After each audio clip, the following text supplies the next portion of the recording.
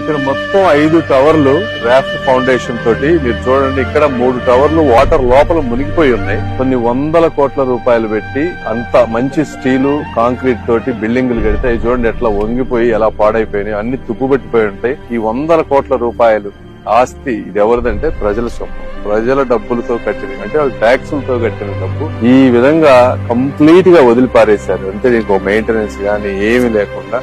So మళ్ళీ రేపు మేము వచ్చిన తర్వాత ఇవన్నీ తీసి చేయాల్సినటువంటి పరిస్థితి. చూడండి ఎంత దుర్మార్గంగా ఉందో ఇక్కడ సిచ్యువేషన్. రాజధానిలో ఎంప్లాయీస్ కోసం కొన్ని కిలోమీటర్ల మేర ఇళ్లు కట్టితే వీటిని ఫినిష్ చేయకుండా చూడండి ఎట్లా చేశారు, ఒక అడవిలాగా తయారు చేశారు. బంగారం నాటి కాంక్రీట్ వాల్స్ తో కట్టారు. ఇవి కామన్ సెక్రటేరియట్ గవర్నమెంట్ ఆఫీస్ లో పనిచేసే కామన్ పీపుల్ గురించి కట్టినటువంటి బిల్డింగ్. విజన్ ఉన్న నాయకుడికి, ఒక అరాచకవాదికి, ఒక విధ్వంసవాదికి ఉన్నటువంటి తేడా ఇట్లా క్లియర్ గా కనిపిస్తా ఉంది. ప్రజలందరూ కూడా ఆలోచించాలి, అభివృద్ధి కావాలా అరాచకం కావాలా.